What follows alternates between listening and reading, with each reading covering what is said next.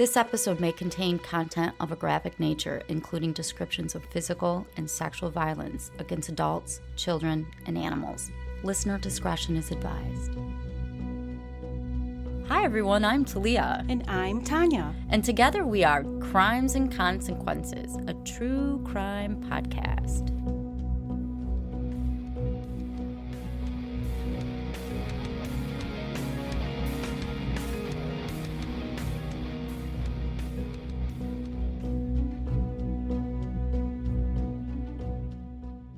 Hi, Talia. Hi, Tanya. How are you today? I'm splendid. That's good to Thank know. you for asking. How are you? I'm doing pretty good. Really? Yeah, Okay. you know. Mm-hmm. I'd like to welcome everyone back to another episode of Crimes and Consequences. Or maybe Welcome. this is your first time watching us on YouTube on the True Crime Daily YouTube channel. Woo! But either way, welcome. Welcome. Are you ready for some true Girl. crime? I can never get enough true crime. Well, this is an older story. You know I love the old ones. Yeah, I love the old ones because they're crazy and people do weird shit and it's fascinating. Yeah, I don't know why. I just like them. So, have you ever heard of George Haigh? No. All right, well, I'm going to tell you all about him. Is he horrible? Oh, yeah, he's horrible. Is this gruesome? It's a little gruesome, absolutely. Because Yes. we have a gruesome scale. Yes. What would it be on our scale? It's pretty high up there because he's nasty. 8? Yeah, probably an 8, 8, 9. 8, 9. Eight- 9. 8.5. 8.5. 8.5. Okay. Okay. And we, in case you guys don't know, we like to drop F-bombs Mm-hmm. a lot. Yeah. And we're not actually that politically correct. We try, but We do? do we? I don't know. I don't know. All right, let's, no more Okay. chit chat. So George Haigh, he was born to parents. His dad's name was John Robert, and his mom was Emily. He was born July 24th, 1909, Okay. in Stamford, Lincolnshire, England. Lincolnshire? I think. I don't know. I don't know. You know, we mispronounce everything That's as well. another thing we always do. It's fine. It's fine, though. It's fine. You don't So- know how to pronounce it either. unless you live there. So they had been married for 11 years before John was born, and he was their only child. John's father worked in a coal mine as a foreman, and his mom was a stay-at-home mother and homemaker.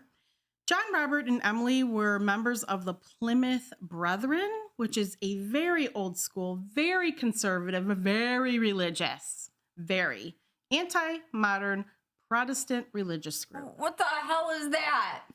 Well, I got an idea. Yeah, they promoted a very secluded and strict way of life. Oh, shit. So John wasn't allowed to socialize with other children his age. The Haigh family did not like the outside world, the modern world. And How modern was it? It's like 1909, for God's sakes. I know, right? They didn't want the outside world coming in. So they built a 10-foot tall fence all around their home Oh. so that nobody could see them and they couldn't see anyone. Hmm. So John was confined to the house. That's most like a of the time. prisoner. Yeah, absolutely. And because of this, he taught himself to play the piano. He got pretty good at it. I mean, what else is he going to do? Right. There's no TV. I mean, this was over It's just 100 your years mom ago. and dad and you? Yeah, I mean, how And all fun the could it possibly be? Compound. Well, yeah, it had to be horrible. Religion, obviously, was the most important thing to the Haigh family.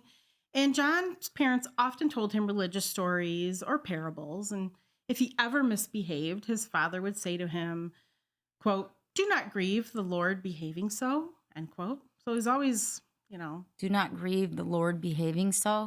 What's that mean? like, don't do that to upset the Lord. Oh, okay. If he ever wanted to go out and try to meet a friend, his dad would say it wouldn't please the Lord. His father had like one of these religious, I'll give you an example. His father had like a blue colored birthmark on his forehead, and it happened to be shaped kind of like a distorted cross. And he told John that he had been branded by Satan as a sort of punishment for his past sins and indiscretions. I don't even know what to say about that. He also told his son that if he committed sins, that he was going to be branded, like in the same fashion. So this kept John in line, up to a point. He decided to put this theory of being branded, though, to the test. I mean, he's a kid. He's like, let's see if this really works. So he played pranks on people and he committed minor crimes. And then when he looked in the mirror and saw he wasn't branded, He's like, hey. Yeah, he was like, oh, I guess I can do whatever I want and not have any consequences to it. He then noticed that his mother didn't have a mark on her forehead. And when he asked Emily about it, she told him, well, she couldn't be branded because she was an angel. That was going to say, I would say that. Right? I didn't do anything. I didn't committed a single sin wrong in my life. Right. So, and guess what happened? John later found out that that blue mark, that distorted cross, was actually caused from a flying piece of coal in the coal mine when his dad was down there working. So it wasn't from Satan? No. Oh. Surprise, surprise. It wasn't from Satan. John's father was constantly preoccupied with dying and the afterlife. And he would like beg God to take him. Like he just wanted to go to heaven really bad. Wait, he hated life? Yeah. He just hated wanted life. to meet God? He wanted to meet God. He wanted to go to heaven. He considered it a sin to be happy with the world that they were living in. I guess you needed to be miserable in order to earn your spot in heaven. I don't know. I'm going to end up getting there real quick then. Regardless, though, of their religious beliefs and John's eventual criminal cases, John was incredibly loved by his parents, and they never turned their back on him or disowned him, even though I'm going to tell you these horrible, horrible crimes that he did. So they didn't whip him in the name of God or anything like that? No, they didn't abuse him that way, no. Well, that's good. So they loved him, and, they had high hopes for him that he would make something of his life. Oh. So remember I told you, he wasn't allowed to do anything in the modern world or whatever. He wasn't allowed to take part in any secular activities, and secular is non-religious. Like Boy Scouts or whatever they had in 1909 or 1920 or whatever we're at now. Exactly. He said the best memories of his childhood were when he would go visit his maternal aunt, because when he got out, he could read the newspaper. He was exposed to other things. He loved to see the comic strip in the newspaper. Yeah. I mean, I'm sure it was a thrill, right? I mean, I liked it when I was young. Yeah. But I didn't have the internet. I know. There's no Instagram or Facebook. Exactly. And when he came back home and asked his dad, why don't we get the newspaper? His dad said, it's a thing of the world. It's evil. You need to read your Bible instead. If you've got time to read the newspaper, you have time to read your Bible. And that's really what you should be focusing on. Okay. So during his childhood, John got really good at stealing. He had plenty of practice at the local candy shop. How'd he get out to get candy? I don't know. Maybe he had to run errands, I'm thinking, for his parents and, maybe go to the store and... He's rebelling. Yes. He's tested the sin theory. Mm-hmm. Exactly. He's passed it. Yep, and he passed it. And he's not getting caught when he was stealing things at the candy shop. So he's like, I can, he had this attitude I can do whatever I want. And he would kind of his friends would help him at the candy store too. So they would distract the shop owner and he would just steal candy and co-conspirators. Yeah, exactly. The candy shop. Exactly. So they had this whole little, scheme going on. Yeah. Okay, all right, to rip off the candy store. In addition to thievery, John learned how to forge documents. Whoa. At an early age. Yeah. He practiced forgery in school. What? He would have a class for that? Yeah. He would write school reports in a school record, in the headmaster's writing. So he learned the headmaster's writing, and so he faked his grades. I mean, wow. I faked my grades too. Way back when. I don't even know what to say about that. I didn't know. Handwritten stuff. You could so fake it back then. Disappointed in you, though. You could fake it a lot easier. You're so smart. You didn't have bad grades. You fucking had bad grades and you'd have faked it? Yes. Geometry? Oh, you're talking high school. Yeah, high school. All right, I mean, I didn't have to fake them in college I'm or with you now, law but I didn't school. do it. I should have. I faked them in high school, and I did get busted because they would send the report card home, and it would have your last semester's grades on it. Yeah, and hello, I got busted. Tanya. I'm an idiot. What can I say? I was probably 15. I mean, I didn't get away with it. So he's practicing forgery. He's got this headmaster's writing under, he's got it down pat. And not surprising, his teachers described him as mischievous. And he did do well in school, but he hated going to school because he hated the idea of having to put the work in to get the good grades. he just wanted like things to come easy to him. Yeah.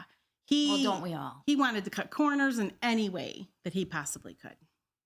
He finished school at the age of 17, and he became an apprentice to a firm of engineers, and they worked on vehicles. Like, this is when cars, I think, are new. So the engineers would work on the motors and things like that. And John really loved cars, but you know, he loved looking at them and riding in them. But working and getting dirty. Like, he didn't like the oil and the grease that came with the job of working on the engines. So due to this dislike, he chose to wear gloves to avoid getting his hands dirty. Well, I don't blame him. Well, he was made fun of. I mean, because he's a wuss. You know, like real men, you know, get their hands dirty, right? Go home with dirty fingernails. He didn't want any of that shit, right? Okay.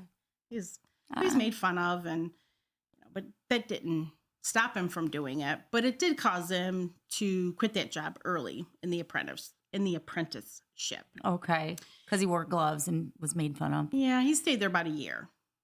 And then he left to take a job selling insurance and advertisements. When he was 21, he was fired. And that's because his boss suspected him of stealing money from the cash box. Like, he probably was. He definitely probably was. And because of that, they had him arrested. Oh, good. He was later released and never charged. And he wasn't charged because his father paid the amount that was stolen. Oh. Yeah, but he was a big disappointment to his parents. He's the only child. Yeah. I mean, sinning all over the place. Exactly. I'm sure they were devastated. You know, they just wanted a godly child, right? But regardless, this is when his criminal career began to take off. Oh. Because he got away with this. Think of all the stuff he got away with. He stole candy and now he's stealing money. Yeah, stealing money, got away with that. I'm sure there's many things in between. Oh, I'm sure. Still hasn't been branded by Satan. Nope. He still hasn't been branded by Satan. So he's just going to keep doing it. Keep going. Yeah. On July 6, 1934, John got married to a woman named Betty Hammer. She was 21, and I'm guessing he's about 25. And she was described as a good time girl. What? Whatever that means. That's a hoe. Yeah. I'm just saying. I don't know. I don't know her. I don't know. Yes. His parents obviously disliked her. And John, Robert, and Emily, they did allow Betty and John to live with them, though, when they first got married, even though they really didn't like her. They thought, you know, she's just running around doing whatever. They thought that her religious views were the same as theirs, but they soon found out it was very different. Very, very different. According to the Haighs, Betty lacked both morals and religion. She never had a job, and she stopped going to school when she finished elementary school. What? Oh, that's because her plan was just to marry rich. Oh, well, then why did she marry this guy? Okay. I don't know. She figured, I don't need an education. I'm going to find a rich man to marry. Or just a man. Or just a man, right, to support her. She grew up in a very poverty-stricken, very large family, and both her parents had to work. And, you know, it was uncommon for both parents to work back in the day. Stay home. Yeah, they rarely worked out. Women rarely worked outside the home. Neither of John's nor Betty's parents attended their wedding, and the reason behind it was because neither side of the family was even informed that the wedding was going to take place. So no save the dates went out, I guess. John seemed like a very good husband, like to Betty, but that would shortly come to an end. The idea of working under someone of authority really didn't appeal to John much. Where is he working now? Well, he decided to start his own business. Oh, okay. So that way he wouldn't have to work for someone, and he could also do his crime shit because he was... That's like us. Yeah, our crime shit. We do our crime shit. Don't have to work for somebody. Yeah, that's true. I totally get it. Totally get it. But this one, he was forging vehicle documentation. Okay. So he's putting those skills to work. Okay, all right. You know. And he made good money, and Betty loved that. But she later admitted, you know, she had no clue of what he was doing to get that money. Like the crime shit, you know. The job he said he was doing, you know, would never make that much money. And I'm not sure exactly what that was. But yeah, she was just clueless. He later said... She didn't care. Just bring in that paycheck. Bring in the cash. Exactly. That's all she really cared about. John later said that he didn't marry Betty out of love. He married her because his home life was not something he could tolerate alone anymore. Oh. Which is kind of sad. And the consummation of the marriage was what John really looked forward to. Oh, I'm sure. Duh, right? But why didn't he just move out? Why did he have to live with his parents if he didn't stand? I mean, right? he's That's like a good 20-something question. years old. I don't know. Oh, I don't know how buddy, they did time it to back move then. out. I don't know. Get a job, move out. Maybe. Yeah, and he wanted to get laid. Yes. And he's getting laid in his parents' house, though. Well, have you not? Never mind. Don't answer that. Yeah, I'm not answering that. Keep going. So shortly after starting this new business, he was arrested, charged, and sentenced to 15 months in jail. Betty followed him in the patrol car back to the police station when he got arrested. And when she arrived, he was already behind bars. John said to her, "Oh, it's nothing, darling. I've only broken the 11th commandment," which he said was, "Thou shalt not be found out." I'm sorry. I do like that. I know. Don't get caught. Don't get caught. Thou shalt not be found out. Yeah, thou shalt not be found out. The 11th commandment. He was only in jail for 5 months after getting married. So Betty decided this would be a good time to separate herself from him. Okay. And she left. Because he ain't making no money. Right. No money's coming in. She's living with these highly religious people, and she's not of the same thing. So she's like, I got to get out of here. In prison, John seemed to enjoy himself. Yeah, because he was now part of the outside world, something he'd never really been a part of. Okay. But he's actually, ironically, in an inside world. I know, right? Inside world in the outside world, right? So what is that? The upside down? And what is that? What is that? You know, it just seems odd, but... Okay. He worked as a tailor when he was in prison. Jail? Yeah. Prison? He's got to be in jail, right? Yeah, probably in jail. Yeah. And he would write to his parents about how good he was at being a tailor and that if he started his own business, he was going to be the best tailor out there. Throughout his adult life, John kept a very superficial relationship with his parents. You know, he kept his distance. I mean, he's doing things that they don't approve of. Clearly. Yeah. And he did tell his parents at one point that he did intend to repair his reputation. And, you know, I'm going to get my morals back on track. Okay. And, right. You know, when I get out of jail. I've changed. Yeah, this is all going to change. But as we're soon going to find out, yeah, that was bullshit. And what's the name of this? Oh, the name of this is the acid bath murderer. Okay, Yeah. so he changed. Oh, yeah. He changed for the worse. Yes. Once he was finally released and he got out due to good behavior, he got out early, John learned that his parents had moved from their city. And his wife left him. Oh, fuck. And, you know, originally his parents said, well, we moved because his father had retired from the coal mines, but... They were embarrassed. Yeah. Right? That's the That's real what reason. I'm guessing. Yeah. They got out because they tarnished their name. Exactly. You know, they just couldn't stay in that town anymore. He had disgraced them. But he really didn't care. You know, and he really didn't care about Betty leaving him because... He didn't care. No, he didn't care about Betty leaving him. But while he was in prison, she gave birth to a baby girl. Oh. And she named the baby girl Pauline Mary. After giving birth, though, she stayed with the Haigh family, but struggled to make ends meet. And she eventually put Pauline up for adoption. All while he was in jail? All while he was in jail. For 5 months? Mm-hmm. Oh. After hearing about the birth of his daughter, John didn't get that chance to meet Pauline. But he really didn't put any effort into seeing her before she was put up for adoption.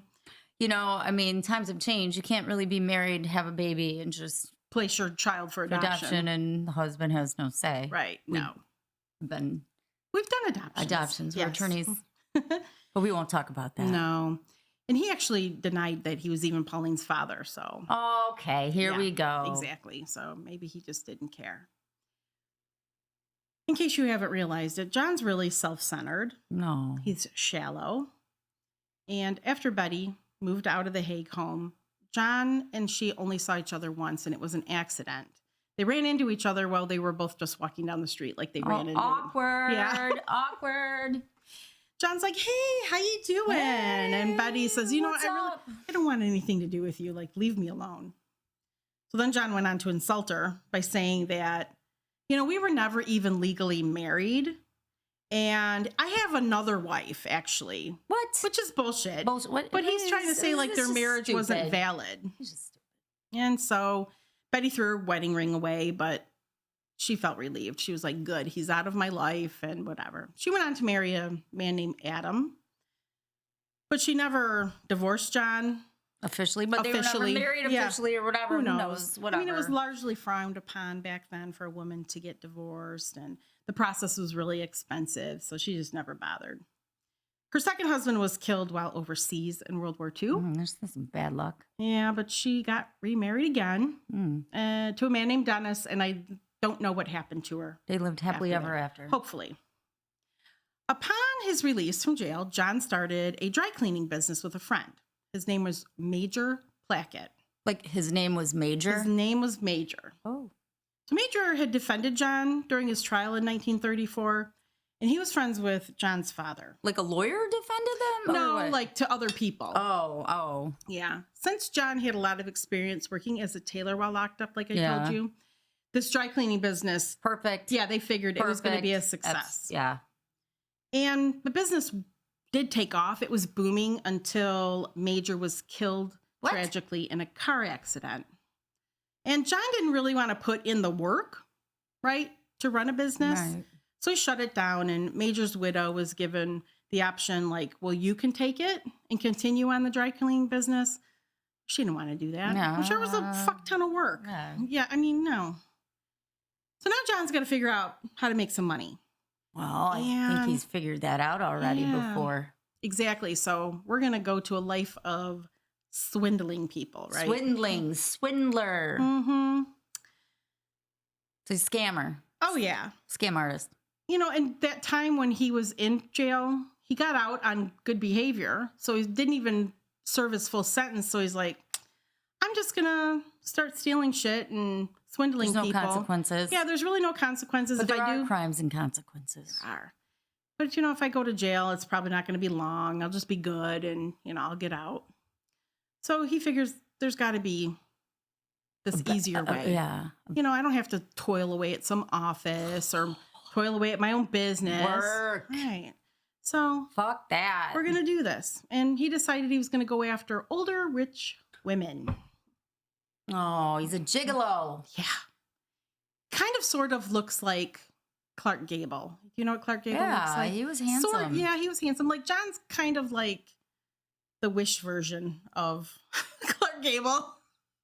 Or like the dollar store version of Clark Gable. Okay. I mean, you'll see a picture. And all of you will see a picture. Yeah, generic Clark Gable. Like, Clark Gable was much more non-label. No, but he was kind of like that. Like, he had a mustache and dark hair and sort of. I could see maybe how women would find him attractive. Okay. Oh, so what are you trying to say? I'm just saying maybe. Maybe. Right? Maybe. Mm-hmm. John moved to London in 1936, and he was able to get a job as a chauffeur for a high-rolling amusement park-owning family known as the McSwans. Or McSwans. I'm sorry. McSwans. And John became close with William McSwan, so their son. The downside, is that he actually had to do work. Damn it. I know. There again. I know. But he was around rich people. So that was the upside. He was originally employed at the amusement park for a few months in 1937. And while he was employed doing that, like before he started doing the chauffeuring and stuff like that, he was able to persuade William to install jukeboxes in the arcades. Oh, high technology. Yeah. And then what they did was they hired a lot of pretty women. Okay. To lure young men into the arcade to spend money. Like, stop. On the jukebox? Yeah.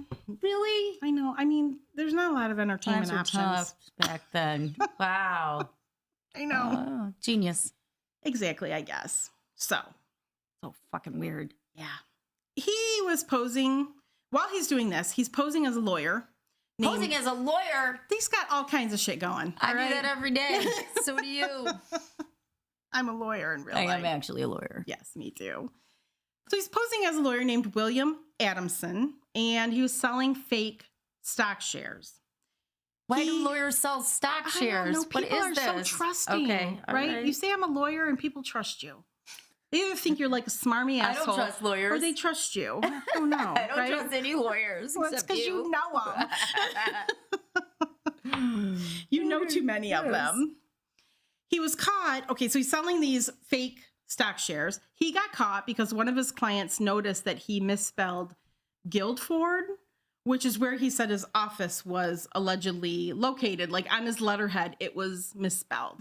And that's how he got caught, being a dumbass. Stupid spelling mistake. That's when people get caught. They open their mouth and they're dumbasses. You just shut your mouth. The smallest little mistake people get caught at. Right. I know, and that's a good thing, I guess.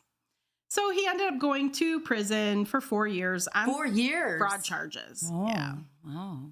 And when he got out, it was right at the beginning of World War II. And after his second release in August of 1940, so this is, he had the first jail term. So this is the 5 months. Yeah. And now he's doing 4 years. Yeah. And from then on, he realized, like, I don't want to go back. I don't want to go back. I don't want to go back. Plus, I really don't want to have a legit job. He decides he's going to still do crime, but he's just going to be a lot more careful at it. Okay. It's got to get better at it. It's got to get better at it. When he was in prison that time, he spent a lot of time researching and studying a French murderer who got rid of his victims in a really, really gruesome way. If you say an acid bath. Yep. He said this is going to make the perfect murder. Except if he's reading about someone doing that, doesn't it mean that person probably got caught? I'm just pointing that out. Right? Yeah. You're right. So what he read was, so you dissolve these corpses in acid. That's where you get rid of your witnesses. You get rid of the victim. Whatever. Sounds so easy. Sounds so easy. I mean, really? Could it be easy? So he decided to, test out. So he's out of prison.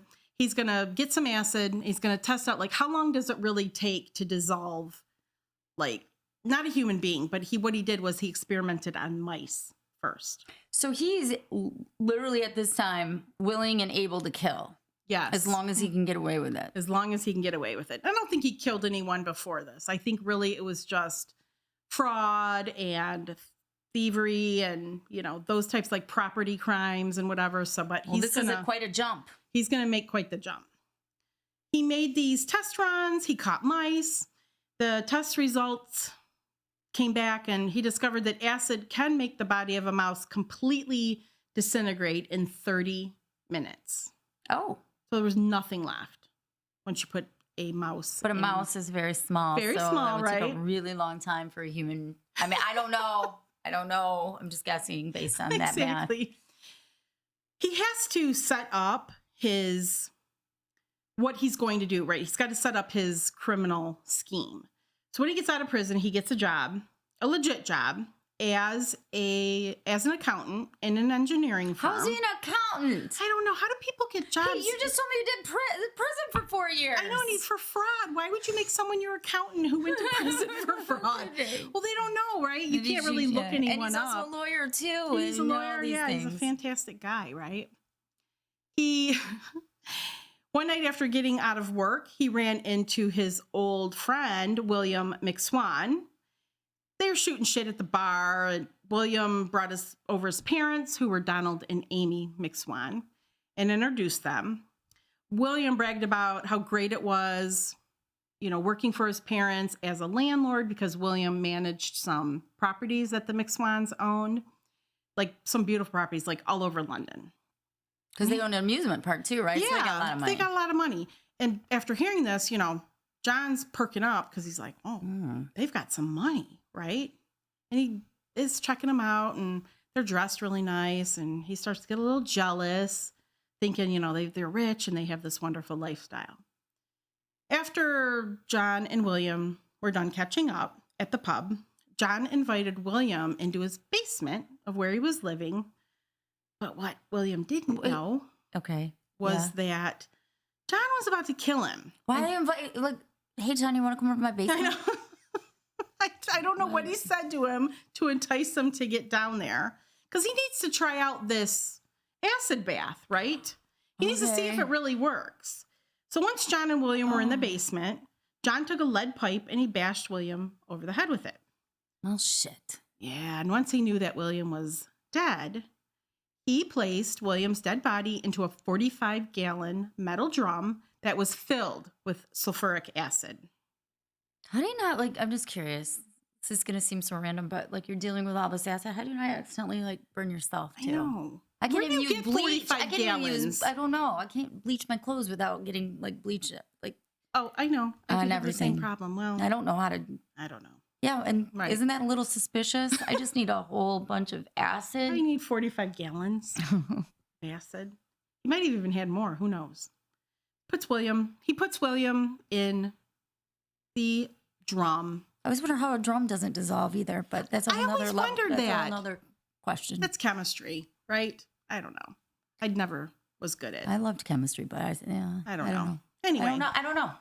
After 2 days, John came back to check on the progress. Okay. And when he checked, he saw that William's body was almost fully Okay. dissolved.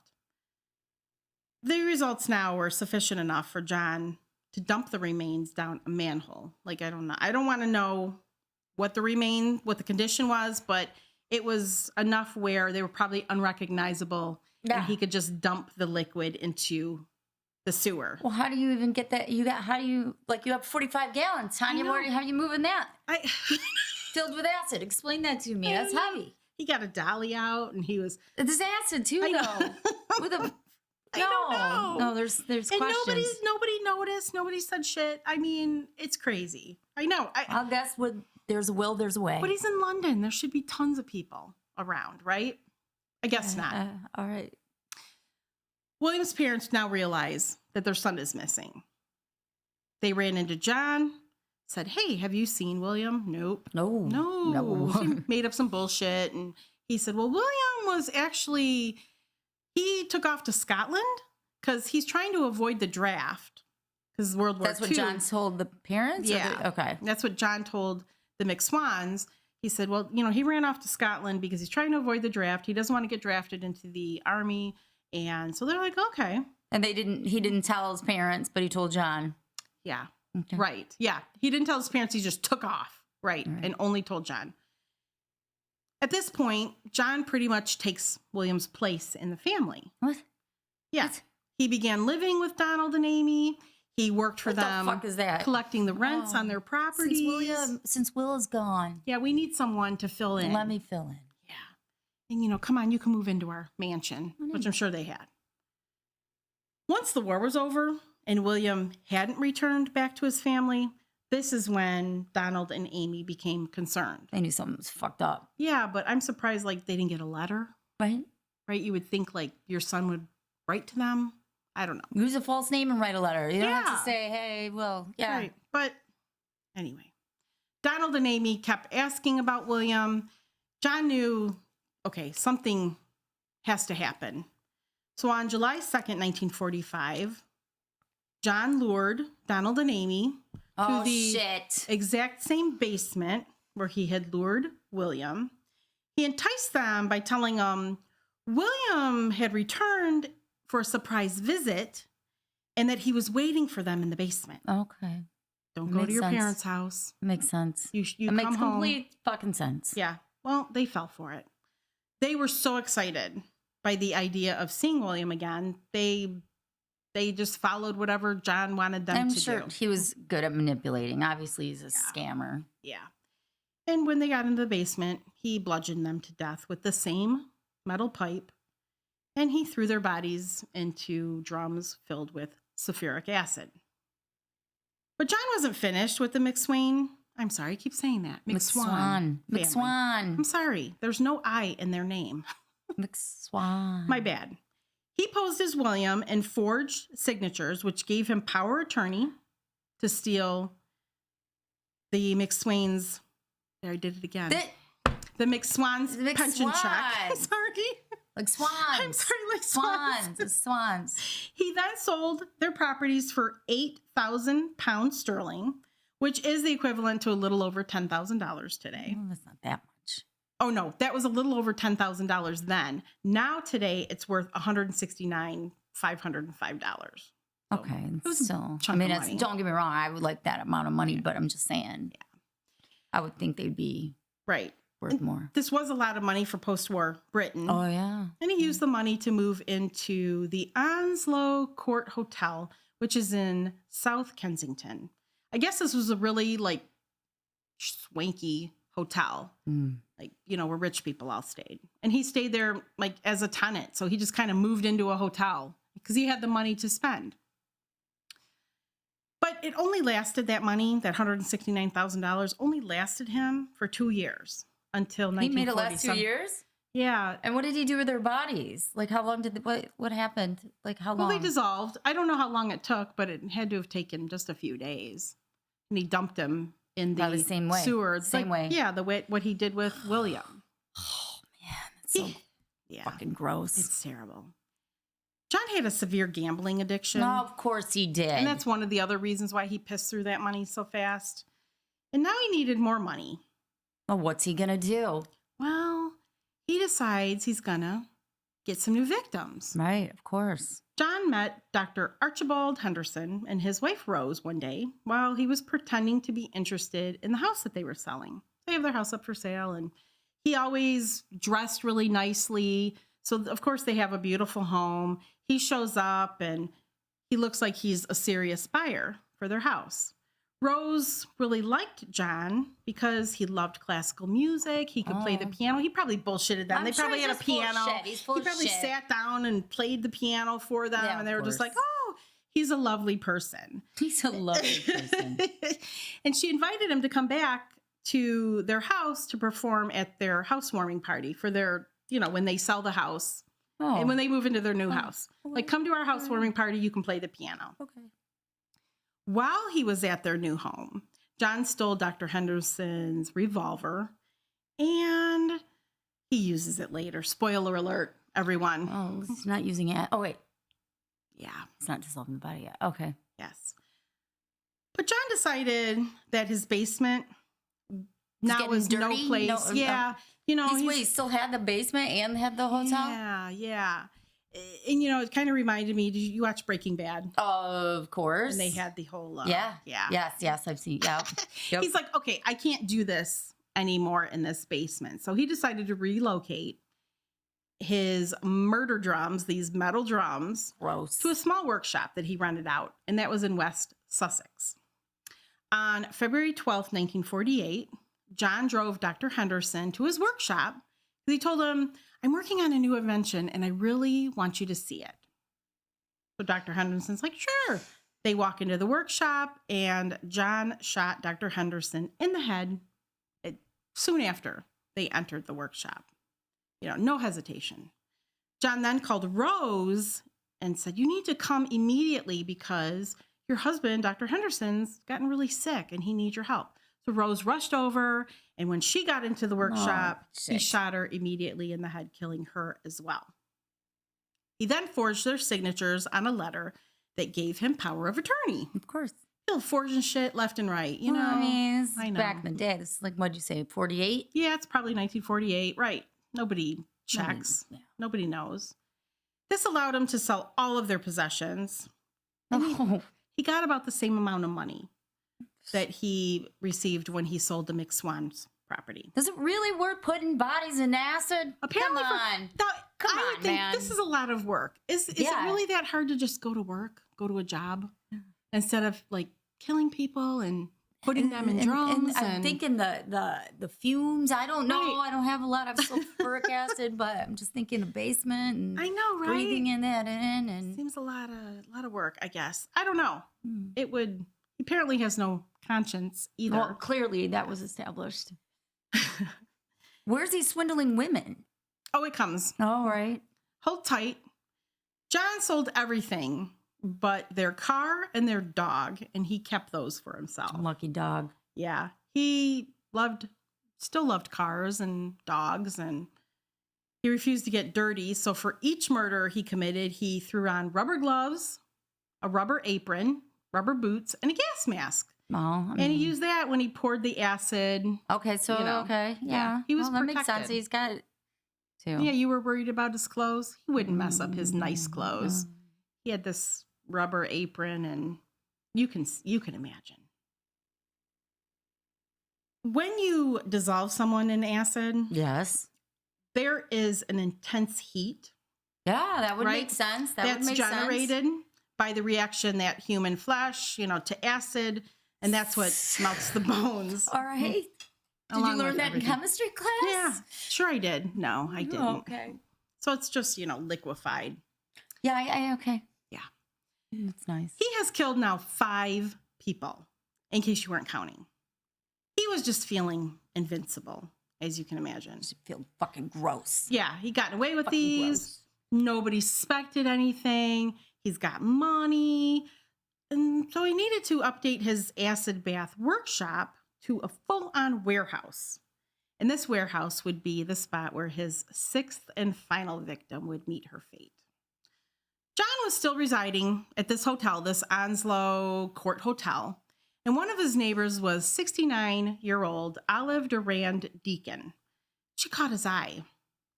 Olive was very wealthy. She was a widow. That's why she caught his eye. Yeah, of a big-time lawyer named John Durand Deacon. John needed to create a new facade to get Olive's attention. So he posed as an engineer. He's going to talk himself up and impress her. Okay. They spoke for a while about his engineering career before she told him she had an idea to make artificial fingernails. So I'm thinking maybe there were no press-on nails back then. Oh, but she had this idea, right? Oh, wow. Little did she know she'd make a ton of money now. Mm-hmm. She kind of thought of herself as an inventor, and she was really excited because she thought that John would be able to help her with this new invention, him being an engineer. Right. Of course. Absolutely. He's like, oh, absolutely. Abso-fucking-lutely. Absolutely. I can help you with this new invention. But we have to go back to my warehouse because that's where all the work gets done, right? Mm-hmm. John invited Olive over to the new warehouse, and once they were inside, he shot her in the back of the neck with the revolver he had stolen from the Hendersons. John then robbed her of all her jewelry that she had on, and she had a fur coat, before he submerged her body in the drum filled with sulfuric acid. Olive was a well-known person around the hotel, though. So her disappearance was... Oh, it was immediately noticed. Like when she didn't show up for breakfast, the other residents... Where's Olive? Yeah, where's Olive? Where the fuck is Olive? So he ended up making a bad... not that they all weren't bad choices. But this one was like somebody actually noticed right away. When her neighbors noticed that she wasn't there, they asked John where she was, and he lied, and he said that him and Olive had plans to meet up later in the day, but she never showed up, and I don't know where. So was he dating her? I don't know. It's kind of unclear. Kind of. I think they more had a business relationship. When Olive was still missing the following day, it became obvious that something was seriously wrong. John had to keep to himself from being suspected, so he just acted like a concerned neighbor. He just started asking around too, like, have you heard? Have you heard from Olive?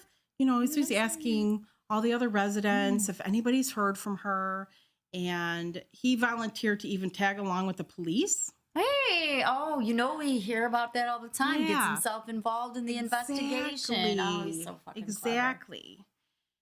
But when he got to the station, like the police station, an officer whose name was Sergeant Lambourne, he really got a weird feeling about John. I bet you get a weird fucking feeling around John. You got to listen to your intuition. Guessing. The next day, Sergeant Lambourne phoned Scotland Yard, like their record office, and he found out all about John's past criminal history. That same day, John made the drive over to the warehouse to empty out Olive's acid drum, because now it's time to... He's got so fucking gross. I know. He's got to empty out her melted body.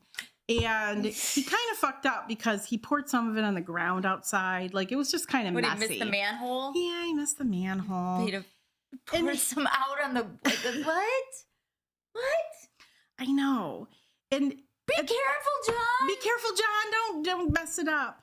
At this point, too, he hadn't made any money off of Olive's murder yet. Just a fur coat and some jewelry, right? Yeah, so he made his way over to a pawn shop to have the jewelry appraised. Okay. He made about 110 pounds off of her belongings, which was about $2,300 in our money. When he got back to the hotel, there was a group of officers waiting for him. And, hey, John. Yeah, because they knew who he was because he had gone to the police station. And John didn't change his story. He told them the exact same story he told the neighbors. Like, we were supposed to meet up. Olive and I had plans, and then she didn't show. And I don't know. I don't know. I don't fucking know. John ended up dumping Olive's remains outside the warehouse because there was no sewage drain or manhole access like the other places where he was. Like, remember I was telling you he was pouring them down the manhole? But did he put Dr. Henderson there? Yeah, this was that new warehouse. This was brand new. Dr. Henderson. He didn't think this out very well. No, he didn't plan this. He didn't plan. What was he thinking here? Where was he? He just dumped her remains like on the grass? On the grass, I guess. Pavement? Like out back. Yeah. Still want to know how he's moving these drums around, but that's fine. He was forced to dump her remains into a pile of debris right outside the warehouse. So he really didn't do much to hide it. He don't give a fuck now. No. And he did tell police officers he was supposed to meet her at the warehouse. So of course they show up. What is that? That's the stupidest damn thing. I know. So the cops show up. Of course they did. Looking around, like trying to find Olive, their missing widow. What a dumbass. And while there, they find the receipt for the fur coat that he pawned, and they found a piece of her foot. They found human body fat that didn't dissolve all the way. That should dissolve quickly. I mean, I don't understand that, but you think it would dissolve faster than bones or something? I don't know. And they also found dentures that were confirmed to be Olive's. Upon this discovery, John was immediately arrested. Those poor police officers. Imagine finding that shit. Anyway, you know what? They don't pay enough. They don't pay the officers enough. They don't pay them enough. No. Nope. He pleaded insanity because, it is kind of fucked up to dissolve people's bodies in drums of acid. But there's a difference between mental illness and crazy. And so he's just crazy. Yeah. Exactly. Fucking nuts. Exactly. He tried to make himself look even crazier by telling investigators that he drank the blood of his victims. And because he said, because I drank the blood, it really kind of just fucked up my brain. Wait. But how'd you get to the point, John, where you're drinking the blood? I know. And even though he said this, there was never any proof that he actually did it. I'm just letting you all know. I think it even matters at this point. He just said it to appear a little more crazy. Just a smidge more, right? It's like a cherry on top. Yeah. What the fuck is that? You clearly a cherry on top of the crazy Sunday. Okay. Oh, that's good. Thank crazy you. Sunday. The crazy Sunday. I like that. He was questioned by Detective Inspector Albert Webb. While he was being questioned, he asked, what are my chances? They're going to send me to the crazy hospital. What are any chances that I'm going to get released? Well, he should. I mean, he would want the crazy hospital. Yeah, I would think so, right? Because that's where he'll go instead of prison. So do I have any chance of being released? Was anybody ever released? No, John, you're not being damn released. And it was a high security psychiatric hospital. And Inspector Webb told him, I really can't say. And John replied by saying, well, if I told you the truth, you wouldn't believe me. It sounds too fantastic to believe. He then proceeded to confess everything to Detective Inspector all the other Webb. ones. Yeah. He confessed to killing Olive, William, Donald and Amy McSwan, and to killing the Hendersons. John also elaborated some and told the officers that he killed 3 more people. A little boy named Max. What? A little girl who lived in Eastbourne, and a woman who lived in Hammersmith. And although he confessed to these additional 3 murders, none of them have ever been confirmed that he did this. Why would he kill a kid? How would he benefit from that? I don't know. Maybe to appear even crazier? More insane? I don't know. Okay. He didn't. You're thinking he's just making that up. Yeah, I'm thinking he just made it up because there's no confirmation that he ever did those crimes. His trial began July 19th, 1949, and it finished the next day. It was a quick-ass trial. I've had motions longer than that. He pleaded not guilty by reason of insanity, and he told the court of his vampire-like tendencies, allegedly drinking the blood. He went on to say he definitely had a reason to kill. His childhood dreams were completely controlled by blood. You know, he's just trying to hype up this it's all a bunch of insanity. shit. Yeah. Okay, so what does he get? Sorry. That's okay. Death? No.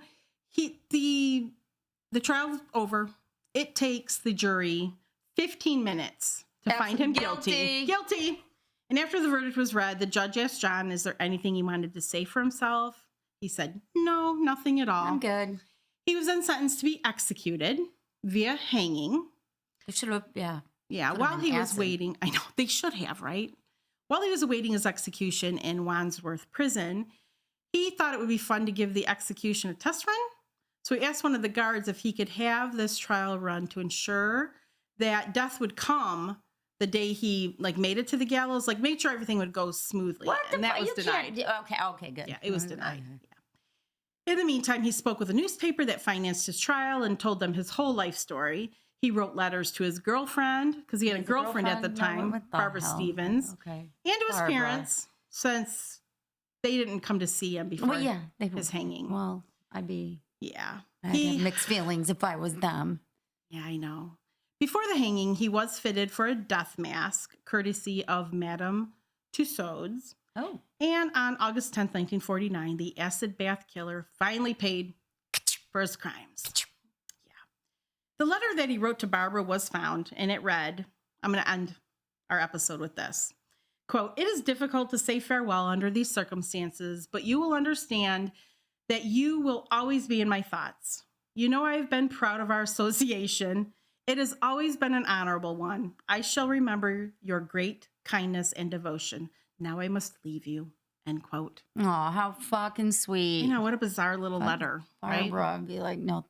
Barbara was probably like, what? Not? Fuck yeah. So that's my episode about the acid bath murderer. It's so gross. I know. You hear this, it is gross. I can't even imagine it being real. How gross. I know those police officers show up and there's goo in the grass. Okay, stop. Just stop. Thank you, everyone. Goo in the grass. Goo in the grass. Jack's a human being, and you're being insensitive. Yeah, we are being insensitive. But we did more people were not all that politically correct. But right. It was. Yeah, it was a tragedy. It's very sad, and he just did it without indiscriminately, and he's an asshole. Yeah. And we hate him. Put him on the Absolutely. I hate him list. Well, thanks to Leah. Well, thanks, Tanya. And thank everyone for listening and watching. Yes. On our True Crime Daily YouTube channel. I got way too excited with that. If you would like to hear more episodes, we do offer a free weekly episode, but we also have one that we release to our Patreon members and also these are Apple. audio. Oh, yes. They're audio. On our Apple Podcast channel. Can you say that? Mm-hmm. You can advertise? Yeah, I think so. Apple? Yeah. Why not? I don't know. Is that We're telling you where you can listen. You can subscribe on the Apple Podcast channel. You can subscribe at patreon.com/TNT Crimes. We release one additional episode a week. So if you can't get enough of us, you can check us out. And those are not released to the public for free. Yeah. But these are. And they're ad free? Yeah. And we let Android people and Samsung people, whatever. You can, whatever phone you have. It's not exclusive. Our website is crimesandconsequences.com. You can go there. And I think that's everything. That's good enough for me. Right. Until our next episode. Like us, right? Follow us. Yeah. Like and subscribe, please. True Crime Daily on YouTube and like us. Please. Tell your friends and family. Tell your neighbors. Yeah, sorry. I forgot that part. Until our next episode. Don't kill each other. Bye. Bye.